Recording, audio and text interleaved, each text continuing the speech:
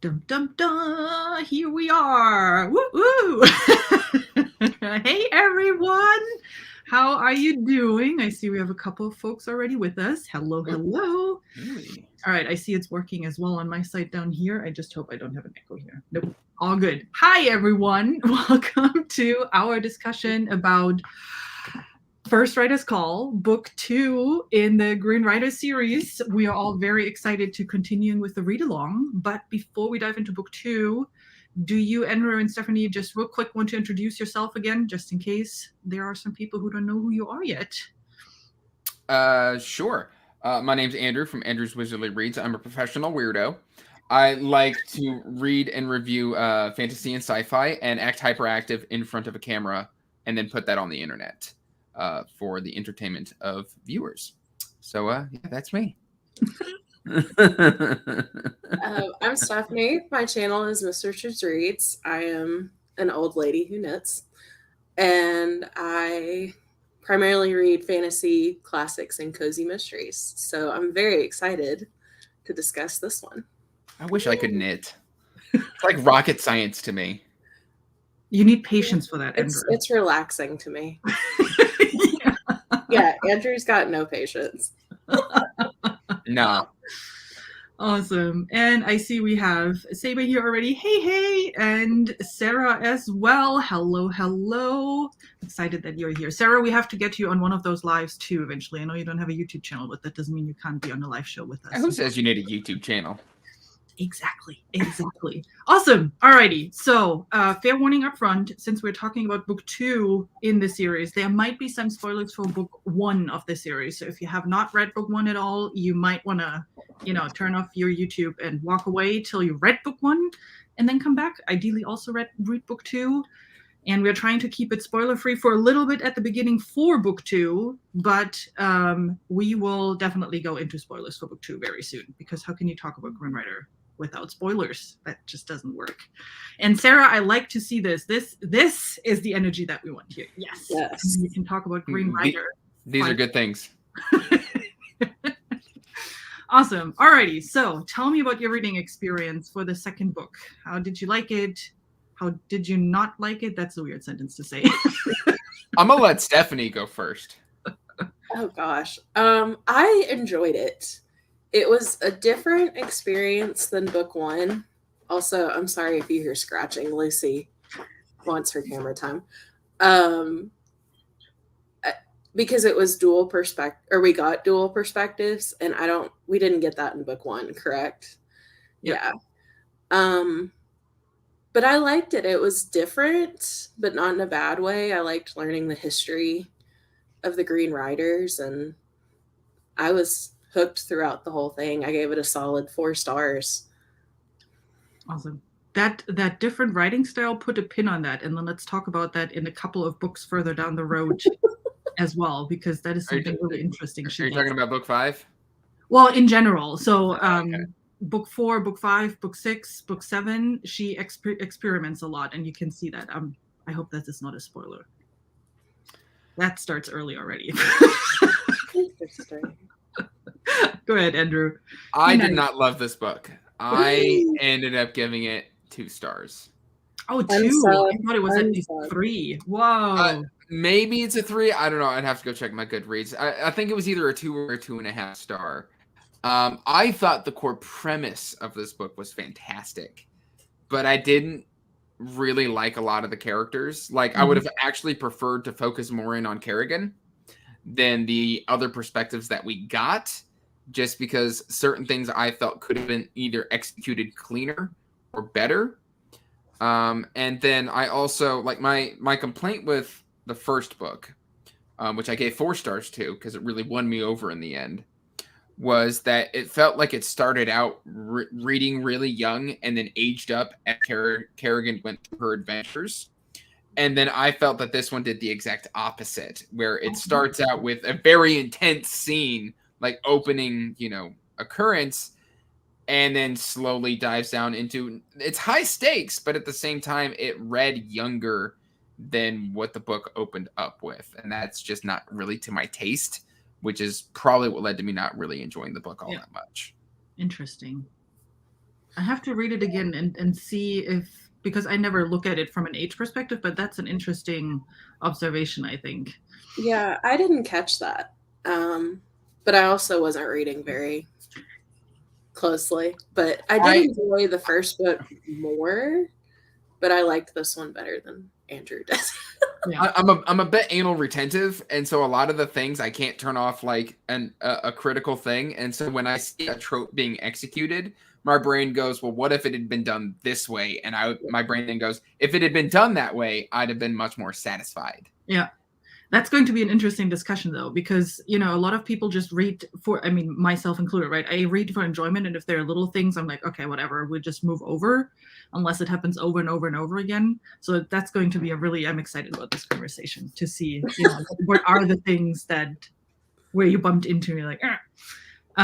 Book 2 for me is really, I agree with I like book 1 better than book 2. So book 2 is definitely lower in my enjoyment as well, although I give them all subjectively 5 stars, but that's me because I love this whole series. You love the series. That's fair. Yeah. But book 2 for me is this opening up of the world. So where book 1 is really focused on Kerrigan and how she gets to Sakura City, right? And it's very adventure driven. She jumps from one thing into another. Book 2 is this opening up of, okay, here are the Green Riders. Here's a bit of history of them. You learn a little bit more about her and her family and stuff like that. So it is, I think it's needed. I agree with, you could have made it a bit more enjoyable. So if I would objectively rate it, I would probably also be between 3 and 4 stars on the second book. But, you know, as I said, I gave them all 5 stars. So I did think it was also, which I couldn't really pinpoint exactly when, but it was a hair long. And maybe it was just because I really wanted to find out what happened at the end. But I feel like it could have been a bit shorter. Yeah, agreed. Like the ending was a bit drawn out. Yeah. And I thought you brought it up with the 2 perspectives, right? We have those journal entries, and then we have Kerrigan's perspective. And don't we have also Alton's perspective? We do get Alton as well. 3, actually. Yeah. And that also... We also get the captain. Yes. Right. Yes, you're right. So we get multiple perspectives. And I think the way it's written, you relive certain scenes, again, just from the other perspective, which draws it out longer as well, I think. Yeah. Yeah. That's a good point. Alrighty. So spoiler-free as possible. We can come back to that question at a later point too. Did you have a particular favorite in the book, or did you have something that that really jumped out as that was awful? Well, my favorite part is the beginning, like I previously stated. When they're sitting around that fire with Bard and they're ribbing on Kerrigan, that was peak enjoyment for me. Just because it felt like there was a really great, you know, group of people who were friends and they could rib each other, even though they're in this situation where they're off to like discuss, like check out these tombs. And I consider this non-spoiler because it's, you know, very beginning of the book, like the first 5 chapters. Yeah. And then the tonal shift where, like, you know, the inciting battle takes place and we get to see like the fallout of that battle. And I thought that was all handled incredibly well. And I really enjoyed all of that. Yeah, it was really realistic, written rather realistically in that case, I thought. Yeah. Because, like, you know, a lot of the times fantasy, a lot of fantasy does address it, but a lot of fantasy doesn't address where, like, you know, people can just die like that. And I mean, real life is like this. Like, you can be having a conversation with somebody that night, and then anything can happen and you're left with regrets. And it can just happen so quick. And I felt that scene that it opened with really captures that. And so for me, that was fantastic. Yeah. Which is probably why the rest of the book didn't live up to me. Okay, one scene 5 stars, and then the rest kind of, yeah, okay, I can live with that. Yeah. It had its moments. A couple things. So one, the ground mites were completely terrifying, and it had me on the edge of my seat because I didn't envision them the way they were written. And ground mites makes them sound little. Oh no, they're big. Yeah. And then I enjoyed learning more about Kerrigan's ability without going into spoilers. I enjoyed kind of learning about that and how it works and seeing how she coped with coming to terms with it, I guess is a good way to put it. Yeah. If we are going to talk about something that I didn't like, because in a non-spoiler way, because I'm just going to refer to the trope, the love triangle drove me nuts. The lopsided love triangle. I was gonna bring that up in the spoiler section. So that was my biggest. I'm gonna stick that pin right there, and we can come back to that in spoilers. Alrighty. Well, I see we're going into spoilers sooner than we might thought. Alrighty. So for me, I agree with Andrew with your favorite part. That beginning scene, that camaraderie that was really shown well in the beginning. I really love that. And then the other thing that I love in book 2 is the women in leadership conversation. And I'll talk about that in more detail in the spoiler section as well. There was a long part in the book, more in the second half though, where the struggles of being a woman in leadership, I can so relate with that without getting political or anything. But I can so relate to that, and I understand why the situation was handled that way. And I thought it was so powerful and so well written. And that is my favorite every time I read this. And then what I didn't like is the character arc of Alton. We've discussed that as well. Yeah. Alton kind of got the shaft. Yeah, he did not get a good book here. Yeah. A lot of characters didn't get a good book here, in my opinion. There's a lot that happens here. Yeah, grout mines are gross. So just agreeing with that, absolutely. That's my mom. Hi, Stephanie's mom. Oh, hi, Stephanie's mom. Grout mines are gross. We all agree on that. Yes. They're like big, what are they called in English? The little and molds, like big molds. Yeah. With ragged clothes. Brr. Yeah, we really don't Well, need that. and then the chapter, I think it was called like Night Intrusions, which just added a whole nother level. I was like, no. I don't remember any of the chapter names. I just remember events, and This is why I can't read horror novels. I love this wasn't even the like occasional bit of that horror. bad. Before we go into spoilers, the one question that I will probably ask in every chat: how did you like the read along? Like the general comments in the chat and everything that was going on. I know some people are a bit behind with book 2 at the moment, but we had a lot of people that were reading that. How's that working? In terms of read-alongs, I am atrocious at commenting. So I am not somebody to kind of take the temperature of a read-along from, because like I just marathon a book and then forget to post. Like I'll post like 5 times throughout the entire read-along, and then I've already like moved on to another book. So it's going great as far as I'm concerned. That's what I do too. I always start it right before the live show, so I've only been reading this for like the last 3 days, and I tried to remember to comment, but then by the time I remember to comment, it's like, oh well, that's already happened, let's move on. But I have enjoyed going through and reading everybody else's comments. Yeah, I do like to lurk a little bit. Yeah. See, like I'll click on the spoiler tags and be like, oh, okay, that's what you think about it. Yeah. This is, I think, Sarah, you probably have the same issue that I have. I always sit there like, because I know everything that happens. You know? I know your facial expressions during the last live show are cracking me up. You're like, don't say anything. It is difficult, you know. You gotta work on that poker face. Like, oh, I think that was a spoiler for book 2 or 3. I hope this is not going to happen again. I'll try. I'll really try. Alrighty. I think there is no point in going around this anymore. I'm putting up the spoiler spinner here. So let's talk spoilers. Okay, let's go back to the question: favorite, not favorite. Yeah, Sarah, I feel you. I'm with you on that one. I could probably talk about for 5 minutes my not favorite stuff. Summarize it in under a minute.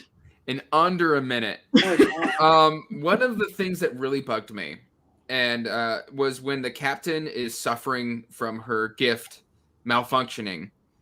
Then all of a sudden this ghost comes out of nowhere and fixes it. My main issue with that is that why didn't the ghosts of the first writer do that to begin with? It felt like it was literally, okay, we need the captain now. So let's bring her out of this little box and we can use her again by just magically fixing something that we could have easily fixed and was available to us 10, 20 chapters ago. So that felt very unnecessary. She didn't need to suffer if there was already a solution there. I also did not enjoy pretty much any of Alton's storyline when he's interacting with his cousin. And also when he's on the other side of the wall, because he just doesn't question anything. And when he's interacting with the spirits of the wall, they don't ask any questions either. They just assume that he knows what he's on about. And they're like, oh yeah, cool. Just go do your thing. It's obviously been 300 years since somebody's been here, but let's not ask any questions. And then of course there's the love triangle, which I really didn't enjoy. And I also, if I can do this in one breath, it felt very odd that Kerrigan kept getting injured. She spent so much time injured in this book that it almost kind of broke my believability of the series. Like, I'm just like, okay, like enough's enough. You can't be injured all that often. Oh, I'm wondering, there was a comment, someone joined the read-along late, and I'm sorry, I'm blanking on the name right now, and said something in book 1. She tracked how often Kerrigan was sleeping in book 1. I wonder if she's tracking now how often she is injured in book 2. That would be interesting. She is in sick bed at least 6 or 7 times throughout this book. Yeah. Yeah. So, no, go ahead. No, I was go ahead. going to say near the end, you know, it was all, oh yeah, she's been training with, was it Drent? Yeah. Like, she's been training with him. She's been training with him. And I didn't even think about that until you brought it up, how injured she was. Yeah, she's constantly injured. But then at the end, it was like... Yeah, she's fine. Yeah. Okay. Yes, Kerrigan needed bubble wrap. And then, like, the magical, like, the appearing injury to her arm that, like, wasn't mentioned in the first book. She didn't have that injury as far as I know, did she? It was the in the first book where she got hit by, I'm forgetting the name, Shaw, that elven guy from that was impersonating the brother, or that was within the brother. He hit her with that black magic when they had the fight on the hill, and it went through her arm, and that left magic in her arm. That's what that was. Yeah. So okay, because I was like, it's been a year and a half. Like, that injury should be healed. Yeah, no, it was lingering there, and it just came up because the forest was waking up now. Because the wall started breaking down, right? The protection of the wall was breaking down. So Mornhaven, the sentients, was starting to wake up again, and because of that, that wild magic that was coming from his forest was starting to act up in her arm. Okay, because they made it sound like a physical ailment to the arm. Like, you know, oh, you got to rest your arm. You got to do all this. Like, I understood the wild magic interacting with her gift and causing all those issues. Yeah. I didn't realize the wild magic was also causing the injury to the arm. Yeah, and there was a scene closer to the end where it was talking about how it's seeping out of her arm, where she was, you know, she was fighting in her dreams with, she was like in the snow and wandering around the snow. And then once she fought it in her dreams or in her subconsciousness, that black magic was seeping out of her arm and seeping into the soil. That was all connected. And yeah. Oh wait, hang on, Amanda. We are coming to that in a second. Did she hurt her first arm? And well, I thought she got struck by that Shawdell. Is that the name? I'm terrible with names. I think Shawdell is the name from that Elysian, that bad Elysian in book 1 that was fighting her in that battle on the hill. I think that's what it was. Sounds right to me. Or Sarah, are you thinking in that battle on where the wrath was released? Is that what you're thinking, Sarah? Yeah, I think she's referring to the first 5 chapters where, you know, we were talking about Bard and them ribbing on her for riding off in her nightgown, which I love that prologue. That was hilarious. If you're gonna do it right. Yeah. That was great. I don't know. I thought she took her injury there, which is why I didn't think it was tied to the injury from the first book. Yeah. That could be. I guess I have to read it again for the 9th time. No memory what the fight scene was. I just blew through it. Yeah. It's again, right? Book 2, there's so many little things that happen throughout that you're like, oh, okay. Oh, wait a second. But that was Like, we had that in the first book too, where we were talking about Yeah. how many things are happening and that there's really a lot going on in the books all the time. I wanted to talk about this real quick because Amanda said she hated the part with the captain being out of commission, and I felt like it could be fixed with people just talking instead of hiding. That is the part that I was referencing earlier, where I said I actually really love this because Laren Mapstone is a really strong female person. And again, I don't want to get political here, but it is hard for female leaders to not be strong and to not be assertive, but she is that person. So now all of a sudden, something is not working. Her ability is malfunctioning because of that wild magic in the forest. And she is not that type of person that would go out and say like, hey, something is not working. Can you help me with that? And I think that's typical. And I've done the same thing in my life. I'm also, as a woman in leadership, quote unquote, I've done the same thing where it's like, I cannot ask for help right now. If I do, then I'm seen as that weak woman. It's a cultural thing. It just is the way it is. And I thought it was actually written very well that she would hide and disappear and fall into some sort of a depression because it just messes with her so bad that she cannot go out and ask for help, and that she pushes people back instead. Yes, it was very overdone, and the whole ghost situation felt convenient at that time. But I think in general, that story part of showing what women struggle with was done very well. That everything you said there, like, obviously I don't have perspective on that, but going off of what Amanda said, it wasn't just her though. It was all of the Green Riders, and they went weeks just hiding the fact that something was wrong. And I believe one of the few comments I did post in the read-along chat was, I hated the fact that the whole story felt like it was hinging on miscommunication, because every single Green Rider just clammed up, and then they had to have, like, they literally called a meeting, and they were like, okay, listen, is anybody else having this issue? And everybody raises their hand. Yeah. And I'm just like, yeah, that's the definition of the miscommunication trope. Yeah. Like, you might as well have just created a big cardboard sign and stood on the street and just been like, miscommunication. And it felt like that. It felt like the trope was shoved a little too much into my face, because, like, clearly, like, they can see all these tiny little things going wrong when tied to the writers, but nobody says anything about it until they have to call a meeting about it. Yeah. And I think that's where the point of the book feels too long in places where that also fits right in, right? You're absolutely right. I think it could have, there's so many situations where people joke about like, haha, that person, I'm terrible with names, but that person didn't predict the weather right? Where she's where like, oh, she pulled a prank. No, she ran Yeah. away in tears. Yeah, and so many light bulbs should have gone off in that moment. And then you could have had that whole conversation shorter, and you could have helped the captain faster too, and be like, listen, this is what's happening, just so you know.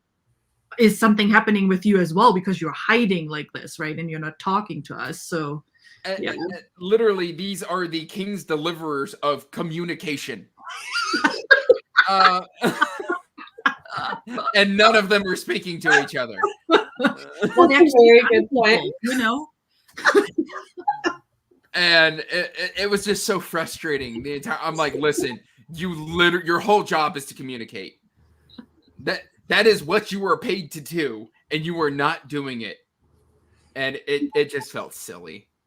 After a while, like the first couple of times, I'm like, okay, someone's got to step up now. And it wasn't until halfway into the book. And this book, I mean, the mass market paperback is almost 600 pages. Yeah, it's a chunker. And like it felt like it was a little overdone. Yeah. People not talking to other. Yeah, absolutely. Yeah. And not only that, these are people who face danger and like are, should communicate. Yeah. They should communicate. They shouldn't be afraid of this, because they literally risk their lives to deliver messages. Yeah. And they did it at the beginning too, right? If we're going back to that opening chapter on the hill where they accidentally Open Up the Wrath. There they talked at the beginning about something is off here, right? Like the Green Riders were saying something, we're feeling something here that is not okay. We should probably not be here. Yeah, they're communicating to that captain, whatever her name was. She decided to ignore it, which is a whole different issue. But there they communicated, and there, even in the battle scenes that you had at the beginning, they were talking and checking in with each other. It was not a solo mission everybody was on, so that you can see they can do it. So yeah, I agree. In the book itself, it could have been done a little bit tighter, just a little tighter. Yeah.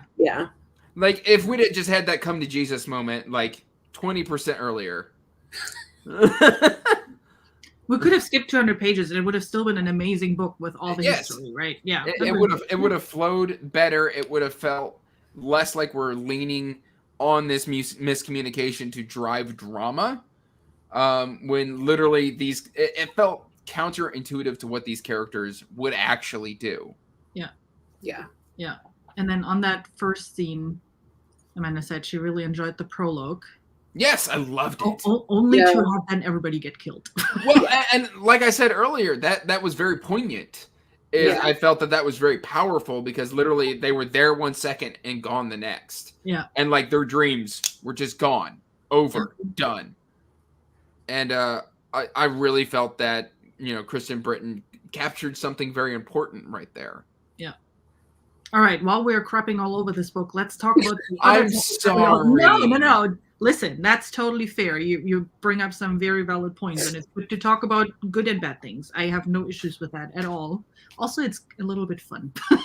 You're gonna get banned from I enjoyed Kerrigan as a character. Yeah, and I loved the time travel element. Yeah.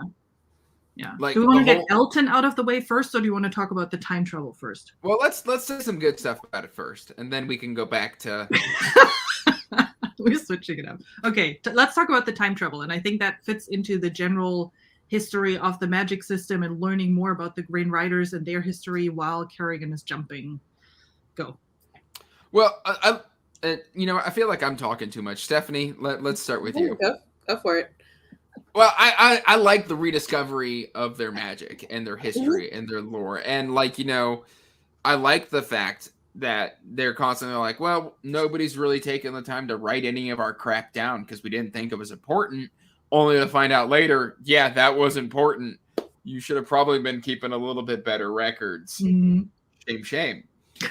And I like the fact that with the wild magic, I thought it was really interesting, the wild magic interacting with her gift to then pull her back in time to the first writer. And I thought she was a really interesting character, the first writer. I would have liked to spend a little bit more time there and gotten to know her a little better because we're really left in question of, did the arrow kill her? It's never really answered. I don't remember. I got through this book pretty quickly. I think it's hinted at, but it's never explicitly stated. Get used to those hinted at moments. Yes. And so it was kind of interesting to just constantly have Kerrigan, Kerrigan doesn't know what's going on initially, but then she sees the younger king and she sees the captain interacting and they go, oh, this is actually a real thing, which again, she's communicating.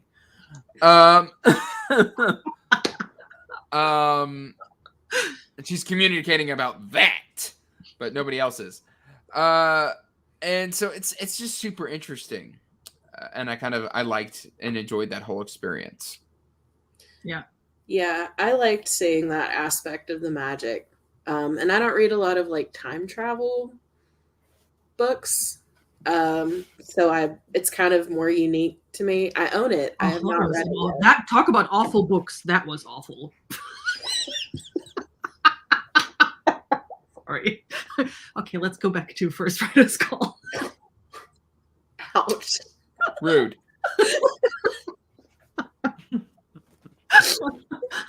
Sorry, that's what you get for crapping all over this series.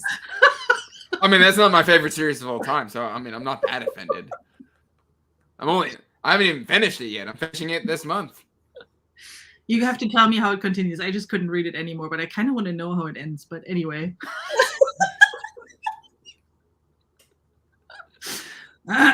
Magic Alrighty. systems. Green Rider. Yeah. It's Stephanie's turn. Yeah. I'm still salty. For a second, I really thought your screen froze for a minute. No.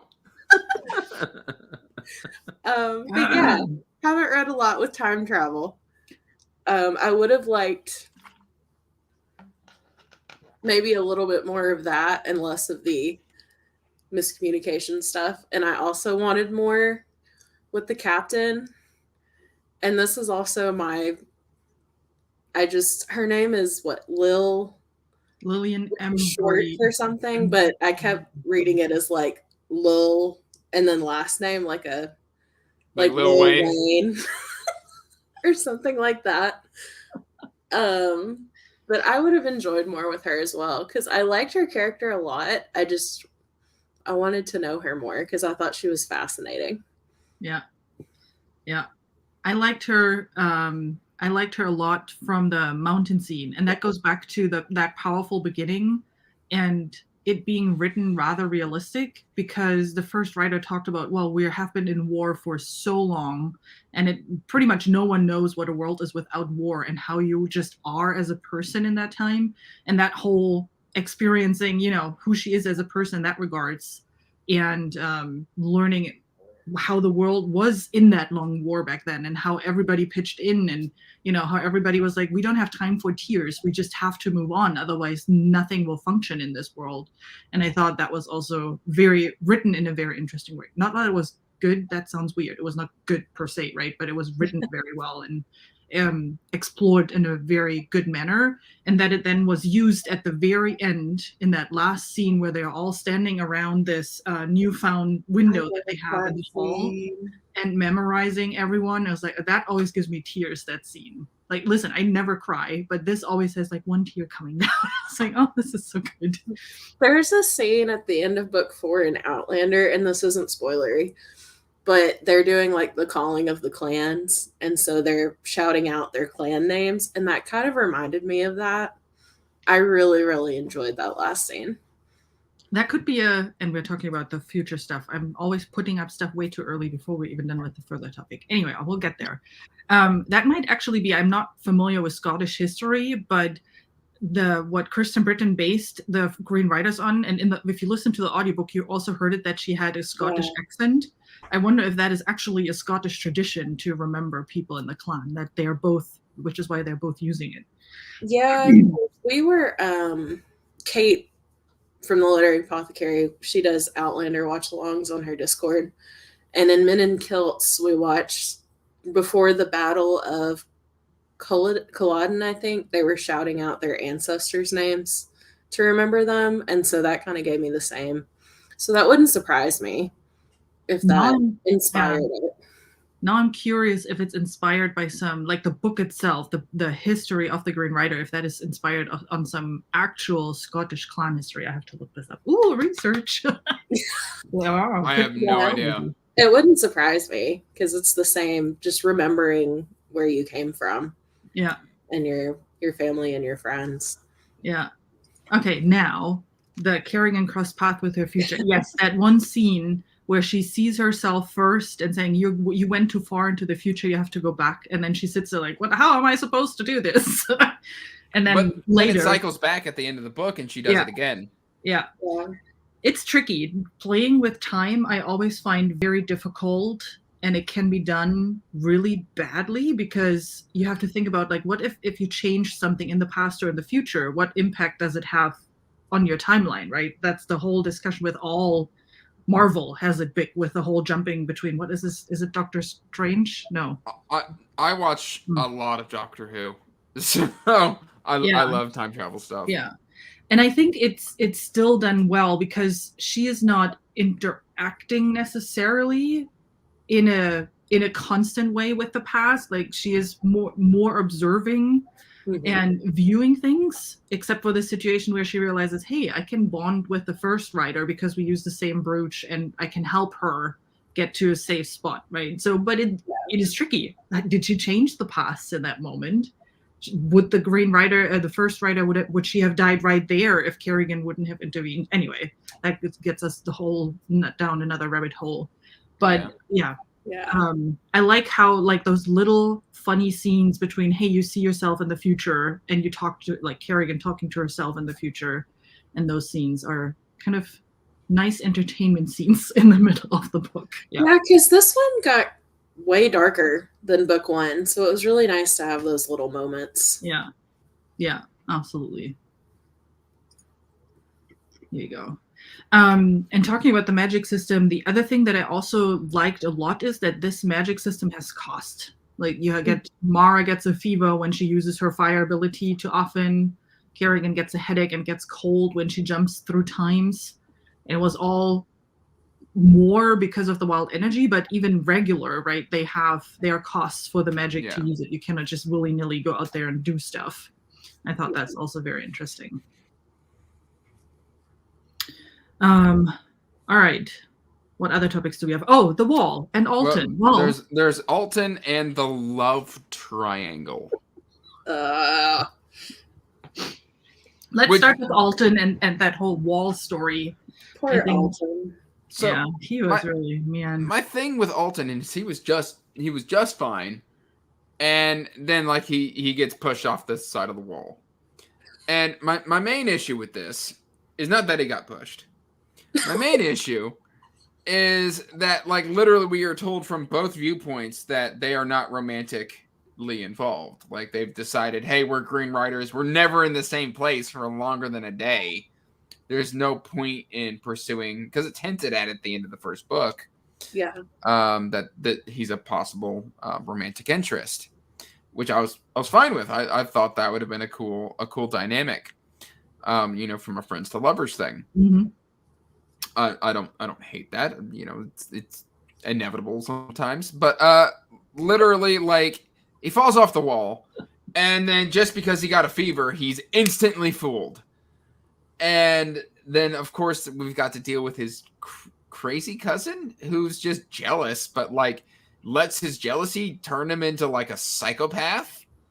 Like he's just like walking around the countryside, just and being all maniac about it. That's like, what's the point of this right now? Just demented. And then all that happens from that is literally he comes back at the end of the book, and he's just like, "You've messed it up. Let me fix it." Nah, I knew you were going to mess it up.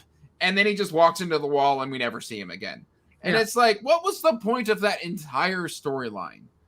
Other than to just to create a love triangle situation, which then he won't talk to Kerrigan anyway, even though she wasn't there.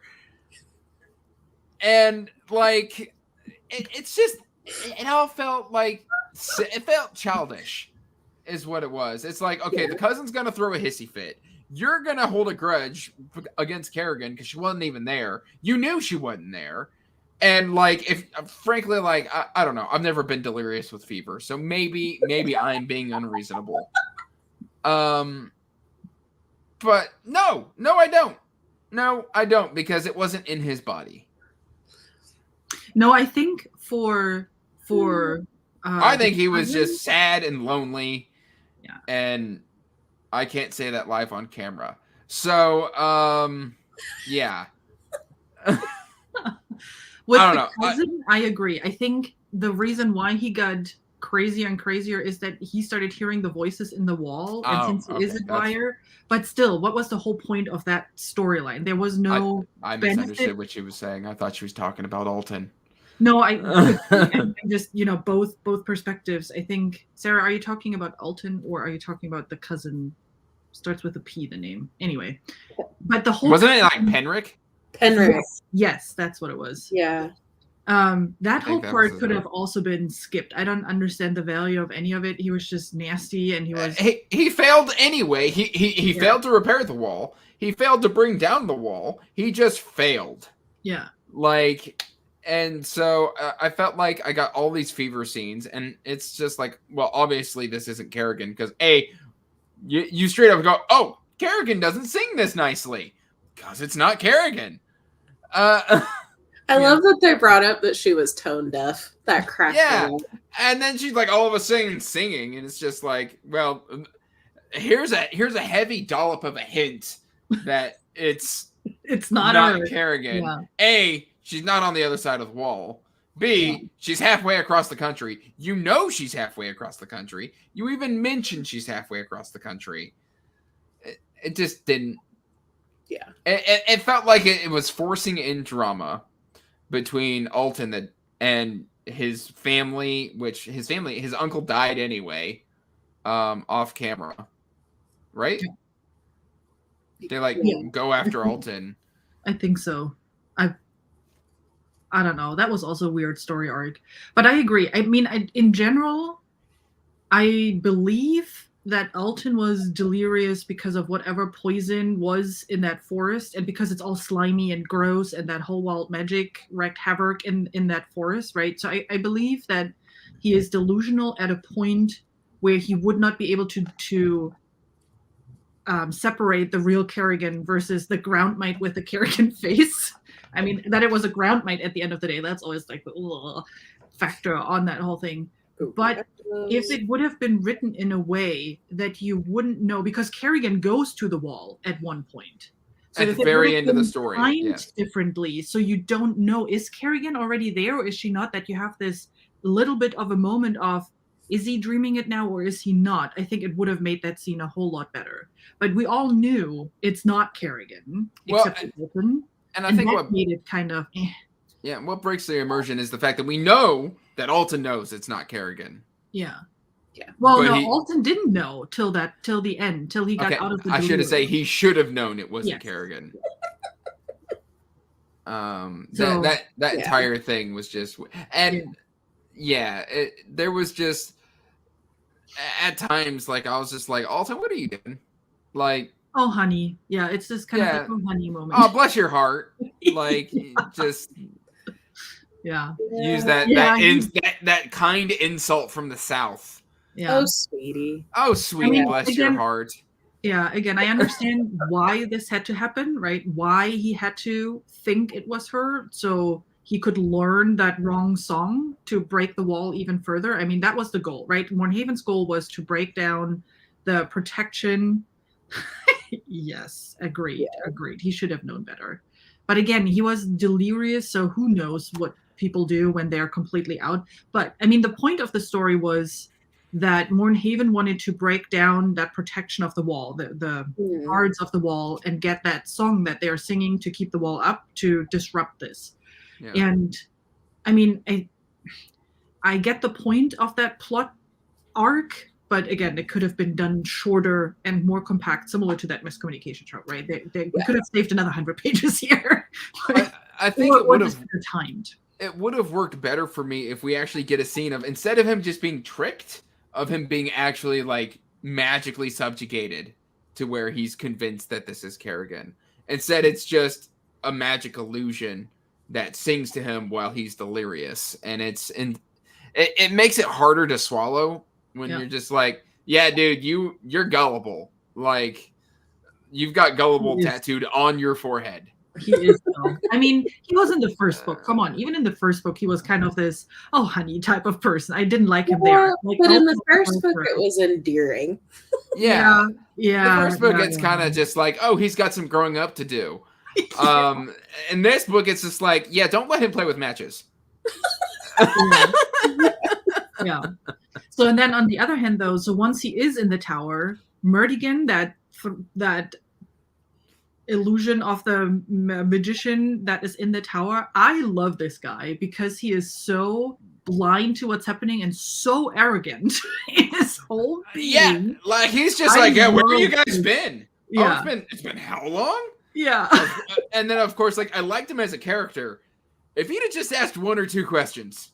Well, but he's arrogant, so why would he, right? Like, just a couple questions. Fit in with the personality. Yeah. I know, but like, I love this guy. You didn't ask a single question. You're just like, do you know what you're doing? I think so. It's good enough for me. Like, well, he couldn't have been mad otherwise later on, you know? He couldn't have had his hissy fit afterwards. Yeah. I trusted you. Why? You didn't ask any questions to prove that this man was qualified. Yeah. Not everyone. It's like there's this thing going on YouTube where people will post things where like, oh, this guy said if you carry a ladder into anywhere, you can get into anywhere for free without any questions asked. And it feels like this guy was like, hey, you've got a good singing voice. Go on about your business. Like, it just felt like he walked in with a ladder and he just assumed he was there to work. Yeah. I have so many questions about that. Well, people But I'll assume look if you it up. walk in somewhere with a ladder, you're there to fix something. Yeah. Yeah. I think I'm the person that asks questions, though. Well, me too. I'd like to see your badge. Like- I would like like to know it- what company you work or for. What are if your I'm qualifications? Where's your tool belt? Yeah, or go ask, the boss, like, do you know who that is? Are we supposed to expect someone? Yeah. But I don't know. It's again this history piece of you learn more about the wall, and I think that was done in a cute way with that arrogant person, that arrogant watcher in the tower, and learning a little bit about that. Yeah, of course you could have just like, are you sure you know what you're doing? You look a little bit delusional right now, like with all your legs open and crap coming out of your legs that shouldn't come out of there. Are you sure you get to do this? Yeah. I was You more look like you don't forgiving. feel the best. You should go have a lie down. We'll talk about this in the morning. Yeah, I was more forgiving of that because it was entertaining. Yeah. And it's not something that I'm super mad about. It's just like, dude, like you didn't even try. Yeah. So like you put in less than the minimum amount of effort to protect the wall. Yeah. Oh my goodness. Yeah. Oh You yeah. had one job. Yeah. All right, Wall. So we figured out check Alton. All right, we don't like him. And then I think the other thing that we haven't quite talked about yet, although I felt more like a side story. And okay, things are moving forward on that part. Is the Arcosian Empire or Second Empire that we had some infiltrating people in the government, and they were now, starting to mobilize and stuff like that. Any thoughts on those? Oh, books? you're talking about the assassins who keep coming after Kerrigan and stuff like that, and then Yeah, like the the rest- people who kidnapped the refugees. Yeah. And when they get caught, they get poisoned. Yeah. Yeah, he's like, oh, she's here to save me. Yeah. Here's a sandwich. Just kidding. Wink, wink. This'll help you. Yeah. I mean, that dude. Yeah, like, that dude was your typical mustache twirling villain who's like, oh, I love to torture my underlings in the writing thing that he's working in, and now I love when he can got poisoned. command He his goes, oh yeah, that makes sense. I'd have done it too. Yeah. And it's just like, if that's what you'd have done, why'd you eat the damn sandwich? Or whatever the food was. You expected them to rescue you? Yeah. Oh god. Yeah, I was kind of expecting something else, like, because it talked about him scraping the bottom of the bowl. I was expecting something. Yeah, it's like, oh, there's going to be a key hidden in I'm here gonna somewhere. die. Yeah. No, bye-bye. She has this Game of Thrones mentality where she's just, oh, let's kill off a bunch of people. I mean, now that we're talking about it, how many people died in book 2? I mean, no one really important, right? It's all characters that we just met. I disagree. Bard was very important to me. Yeah, okay. Yes, you're correct. Yeah. But there were quite a few people that just, okay, welcome. Here's this Didn't person. her like spy friend get lit on fire? She lived though. Yeah. But Yeah. I mean, she still got burned. But things happened to Yeah. a lot of people. Yeah, like a lot of people got hurt. Yeah. And I felt so bad when the Rider barracks were destroyed. Yeah, that made me sad. Like, thinking of losing some of my stuff that I'm sentimental, like the stuff her father gave her, that would have killed me. Yeah. I've got 100-year-old pictures upstairs that are just full of like ancestry and stuff like that. Not to mention my books. Yeah. Yeah. Although I can tell you can build up a library. I did it once already. So it And works. her books were destroyed too. It mentioned it. Yeah. Yeah. Although then it opened up that part of the story where they were able to discover all of these old things in that area that they opened up for the Green Riders then in the castle. So they found the old box with the stuff from the first rider, and they found some, old furniture and old flags and whatnot. I thought that was interesting though. The horn. Yeah. And I love that it hadn't been touched by mold or anything. I thought that was cool. Protected magically. It's because it's magical. Exactly like that. Yeah. Yeah. Yeah. No, but that whole history piece in general, again, with that final scene and them finding that glass, is it a window when it is on top? The dome. Yeah. Thank you. Yeah. Like finding that and that whole celebrating their history. Oh, goosebumps. I love this scene so much. I want to know why they covered the dome. Because are you talking about in the library? Yeah. It's not Did I miss that? I liked the librarian. We didn't talk about the librarian yet. He was He was fantastic. Decrius. Decrius? I think that's what it is. Yeah. He was. I liked how like crazy he seemed at first. And he's just like hiding behind. He's like, this place is haunted. Like, well, yeah. Yes, it is. I mean, he wasn't wrong. He is adorable. Like, yeah. I love how that clerk just keeps coming down and sticking his nose up him. He's like, you're crazy and you're worthless. And he's just like, oh, the books are flying. Like, I also thought it was great because is it Uxton that is dying, or what is the other guy's name? No, Spurlock is the guy's, because he's dead. Dacrius now has more responsibility and can finally step up and be his true self. I thought it was great. Yes. I think they mentioned that the library got buried due to just expansion of the castle. Okay. So like literally they built on top of it to further enlarge the castle grounds. Okay. Yeah, that's why it got buried. Yeah. And that's why, yes, now that you're saying that, because that's where all the rooms that are in the back there also got missing because people just moved into other newer areas of the castle. Yeah. Mm-hmm. So as it was expanded upon, it was harder to get to those areas and they were less desirable. They were more like, Yeah.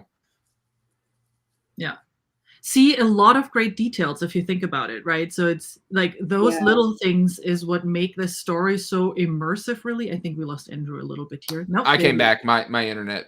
Yeah.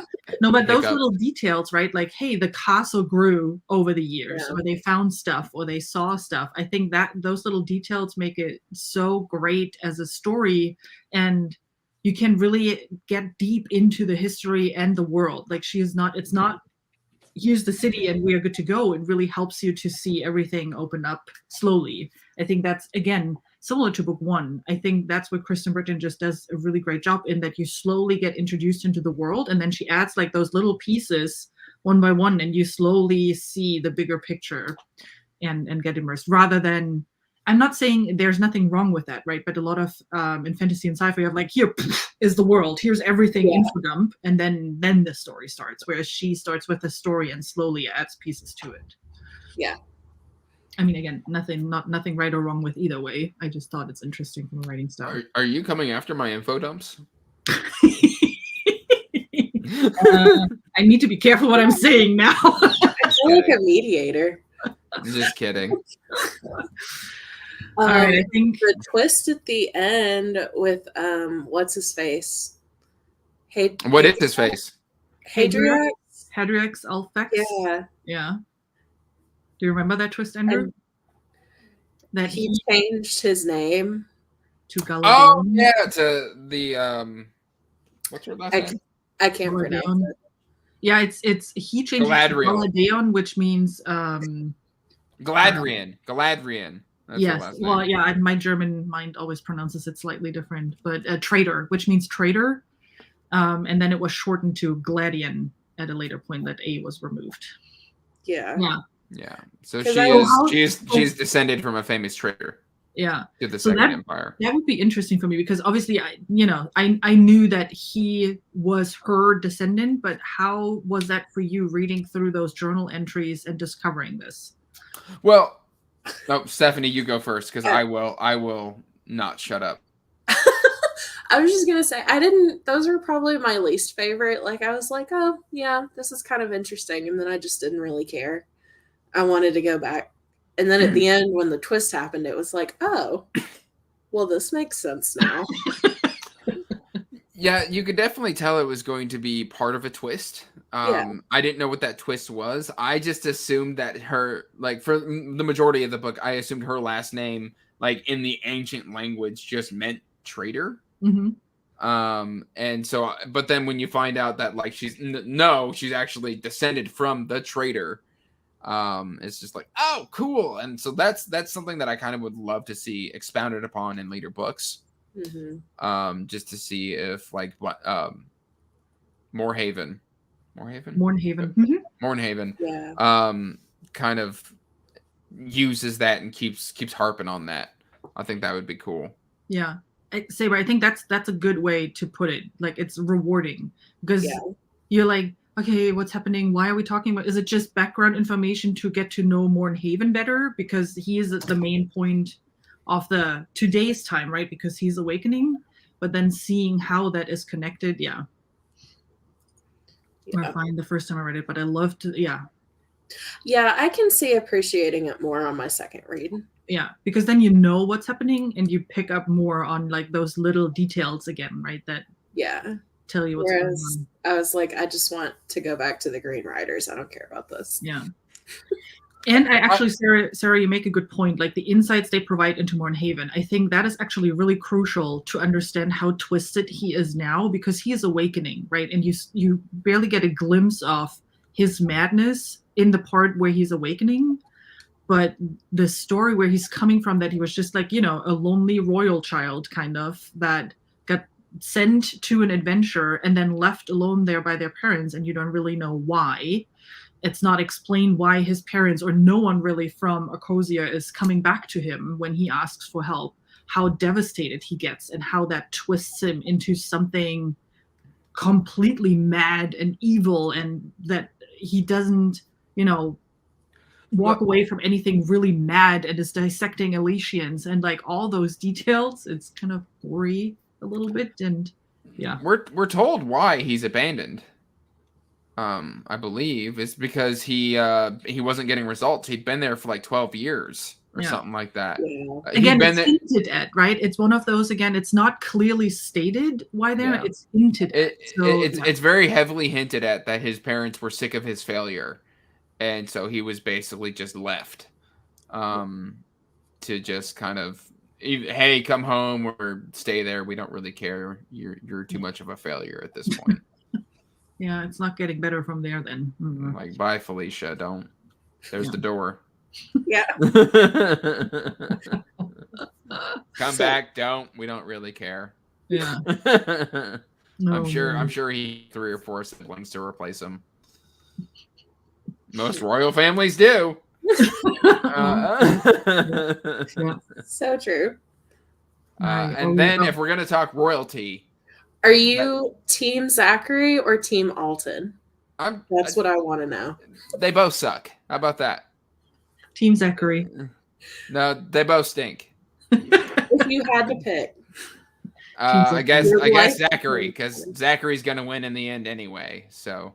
Yeah. Okay, so we're saving the best for last. Here it goes. Okay, folks in the chat, you need to answer Stephanie's question too. Which team are you on? It feels like a Jacob and Edward, and I know we had that conversation in the Discord a little bit as well. Team Jacob or Team Edward, but who's who? I like that. I prefer Zachary just because I feel like he got the better end of the storyline in this one. Like, we got more quieter moments with him, and I'm not fully on board with the love triangle because I'm not a fan.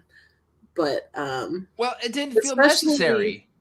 Yeah, and especially the way it ended. I mean, I know it was leading up to something big, but yeah. But the thing is, it's not a love triangle from Kerrigan's point, right? Because the Alton Kerrigan connection is only from Alton's side, not from Kerrigan's. I did say it was a lopsided love triangle. Yeah, that is very true. Yeah. No, so it's weird because, like, literally Kerrigan and Alton had agreed to be friends, and then Alton decides to be a man and infatuates over somebody who's supposed to be a friend. And then the Zachary thing felt like it came out of nowhere. And the only reason I say that is there's no real hint of it in book 1, but then like we open up book 2 with like, oh, there's something there that like we've missed, like, you know, in the intervening months, this thing has happened. Yeah. And then, of course, as we're reading through the book and we flash back to the time of the first writer, it's very heavily hinted at as I go fuzzy and out of focus that the king and the first writer were lovers, and she miscarried his child, I believe, or something like that. Yeah. And so there was precedence for it, which it's like okay, the story's trying to set it up that this is going to be a thing. And then we're constantly just like, oh, he won't accept any marriage. He won't accept any marriage. Oh, guess what? He accepts a marriage. And then, let me just stick a knife in it and give you these really sweet gifts. Let me give you these sweet gifts, even though we can't be together. Like, yeah, okay, you suck. Made me angry. Yeah. And then the one thing, and that is what keeps coming up across, like with everyone I talk from a Green Writer series, and I know Sarah and I had a long conversation about that as well, is he's 10 years older than her. Exactly. Whereas Alton is at the same age. So I think in book 1, she is 16. So by the end of book 2, when that love triangle starts, she must be barely 18, which is, you know, can be cringeworthy for some. He's still 20. Well, okay, so for me, my in-laws are 14 years apart. So that's every day for me. But like, yeah, in a medieval setting, that's not that, like 10 years isn't that creepy. Yeah. Especially when, like, you know, back in the day, they thought it was cool to marry a 13-year-old when you're 55 years old. Like, like that. So 10 years is very much still technically within the same age range, so to speak. She would be considered a younger queen, but it wouldn't have been that weird in this sort of world. But to like give her the gifts and be like, hey, I like you. By the way, I'm going to go marry somebody else. Yeah. Yeah. So Saber says he needs to chill with the love declarations. Yeah. Absolutely agree. Like he should have just kept that to himself. Yeah. And then Kerrigan would have been fine. Like she straight up says, what the hell am I supposed to do with that? Yeah. Like, what do you want me to do with this? Yeah, it's a thing of where he is like, you know, he's all grown up with, okay, you know, for the country, I have to do that because like the marriage thing with Astora, I have to do that because it's better for the country. Like he's all grown up in that moment, but then he goes like 20 years backwards and is a really young boy. It's like, oh, but I'm in love with this person who I cannot marry, I cannot be with, and I completely know this. And I still tell her that. The princess, I think, is handling it fairly well. I mean, she doesn't like it, but she's like it as what it is. She's either going to be assassinated. There's 3 ways this can go. A, she chooses not to go through with it. B, she dies.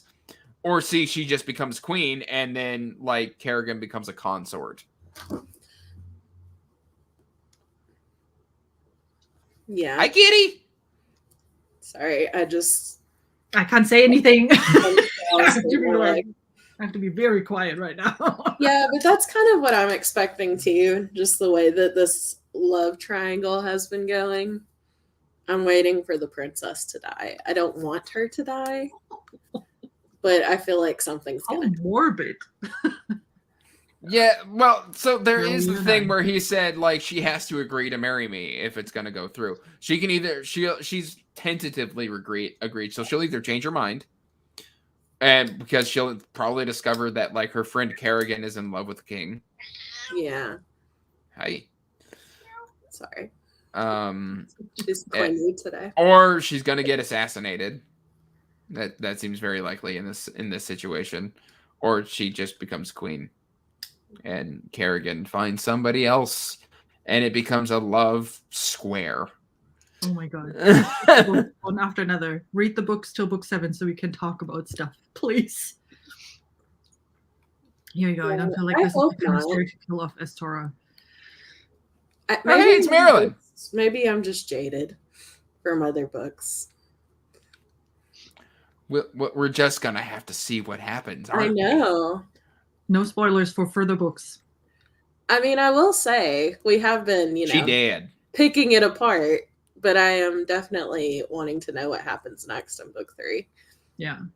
Oh yeah, I mean, again, that's what those conversations are, right? To pick things apart. Overall, I think like the whole thing together.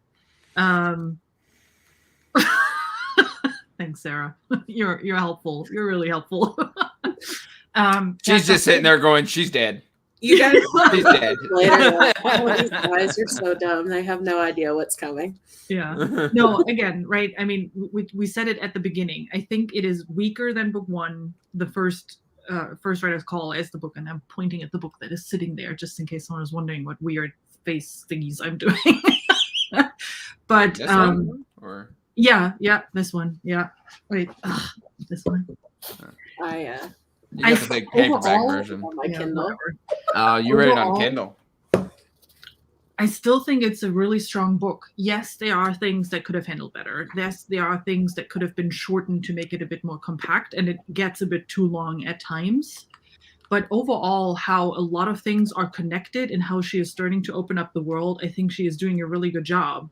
Again, and considering this is the second book she wrote, right? This is the first fantasy series she is writing. She hasn't written much else. So for a novice to come up with such a immersive world, I find A novice. I'm not saying anything to that. Nope. We're not getting there. We're not going there.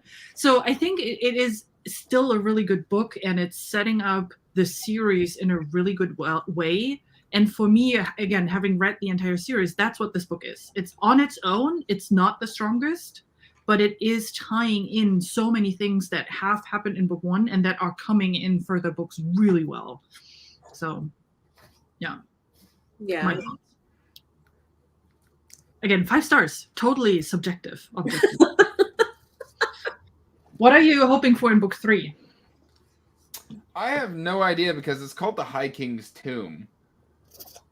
And so either we're going to be dealing with... Let me just grab this cover. I got you. Right. Ugh. Jeez. Okay. So if you're looking at it, she's ethereal, which means she's either A, time traveled again, and she's gone to find some ancient... Although, why is there a horse in the middle of a hallway? Now that I... Could it be Condor? That's what this horse is, so you will know then what this horse is. It says more than 1,000 years ago, so I'm assuming she's time traveled again. I'm assuming that even with the removal of the wild magic, the ability has changed. So we'll see. But yeah, I'm assuming it's the High King of the First Empire or something like that, and she's gone to investigate the tomb. I would be okay with that. All right. We're wrong because she straight-faced it. Anything either way, you know? It's the same with the last time when we talked about, well, how will Kerrigan go back to the Great Writer Service? I couldn't say anything, right? Oh, yes. I agree with Marilyn's comment. The horses, which we haven't really touched on, I really want more of them. I like them. Like the scene where they were bullying Kerrigan and Laren? Yes, to be like, no, you need to do this. And they just keep coming at him like, no, you have to go. I love that they have their own personalities. They have a really great personality. Yeah, I agree. Which I think we talked about that with book 1.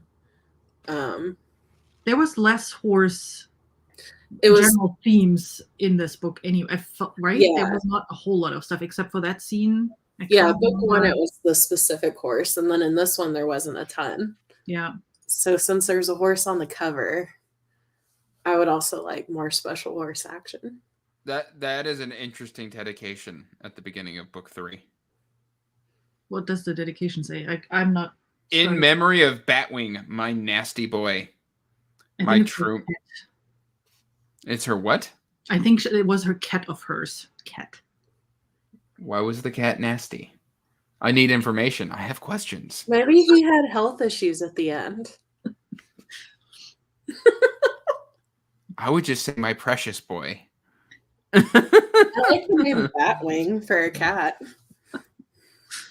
I'm assuming because she has a lot of cats, and when you look on her Instagram, she constantly posts about her cat as well. She also has a West Highland White Terrier. I didn't even know she was on Instagram. She is, but she mostly posts like nature from her where she lives and from her dog and her cats. Sounds like Robin Hobb. Yeah, that's what I was just about to say. That sounds like Robin Hobb. Robin Hobb does that all the time. Robin Hobb eventually. Yeah. You can skip Rain Wild. Okay. Well, I have to start at the beginning first before I can skip anything. So okay, I still haven't got there. We'll get there. Same with Jenny Wirtz. We get there eventually. I've got so many Jenny Wirtz books now. I'll read it eventually. Yeah. Alrighty. Anything else that we haven't covered yet for First Rarest Call? Anything else the audience wants to hear? I know there are a couple folks in the chat. Anything that you think we forgot to talk about? Yes. Is there anything that has slipped our minds? I did say I was hyper on the internet. I warned y'all.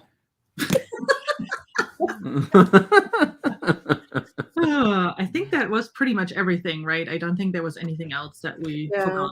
Did we talk about the transportation of Moorhaven to the future? At the very end? No, we didn't. We didn't. So, Not specifically. Yeah, where she uses the wild magic to kind of trick him into following her into time traveling. Yep. And then she's just like, "Ha, you're stuck," and ditches. But she doesn't know how far she's gone. So I imagine that is going to carry a shadow over the next couple of books. Ooh, how ominous. I like the way you said it, carry a shadow. I like, while we're talking about it, that part of the scene where Kerrigan is basically blanked out. Is it? No, they are back in the present. Kerrigan is blanked out, but little Ember is taking over her body. Yeah, and she's walking through that forest and singing the First Rider song and being like, "Yes, I'm here. I'm taking you over now. You're screwed." I love that. Well, she doesn't she straight up like have to make the conscious decision to let go because she could have technically lived again through Kerrigan. Well, I think, was it because the wild magic is gone, because Moorhaven is gone, that her connection now was weakened? Maybe. I think I know she does a last minute save where she like blinks Kerrigan for like half a second to avoid like an arrow. Yeah. Well, the wrath is coming into the forest because that wrath that was running around is now finally at the forest and is coming back, and she is fighting against that wrath at the very end, killing it. And I think there was something going on, yeah. Yeah. So she was just like, "Okay, I've done all I can. Deuces, out." Yeah. Yep. Energy is gone now. That's basically how it went. She's like, "Yeah, okay. Yep, that's all I got for you." Yeah. Sink or swim. And then Kerrigan was injured again. I'm aware. It's like a new drinking game, really. Honestly, I'd have spent a week trashed. If I took a shot every time she got hurt. Exhausted. This one she was injured. I wonder what's going to happen in the next one. We have to find out. Since I never read it that way, but now I will keep an eye out. I know. I'm looking forward to that person doing it again for the third book. I think that will be hilarious. That would be amazing. I think, was it Elkin? I could look it up right now. Hang on. I want to get a name right for once and not making things up and say that person. That person. Hang on. Gazillion. Green Rider discussion. Was it in here? Oh god, now I'm not finding it. No. Oh, we didn't talk about Alton's horse. The whole reason Kerrigan knew that he was alive was the horse. The personality piece again. Yes. Why can I not find it right now? I think that matches. Wasn't Kerrigan at one point even saying, "I think I know why Alton's horse is behaving so weirdly," because what did she experience? At one point, like, somebody had probably been lost, and instead of the horse acting dejected. In the first scene where one of the riders died and the other rider's horse died, and they then came together, and there was the way the horse behaved back then. Yeah. And so the fact that the horse wouldn't leave that spot kind of hinted that with the connection that it had with Alton, that Alton was in fact alive on the other side of the wall. Yeah. Eltsky, that's the name of our tracker of how often Kerrigan is exhausted. Eltsky did that. Yeah. How many times was it in book 1? She It was said like 10, right?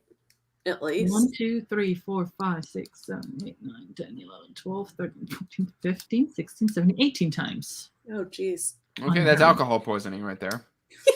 Well, depending on what you're doing. I mean, if it's a shot of beer. Oh, yeah. People do beer shots. Some people are lightweights too, you know? That is true. Yeah, but they're intending to making a similar list for book 2. So we can look forward to that. All right. Book 3 then.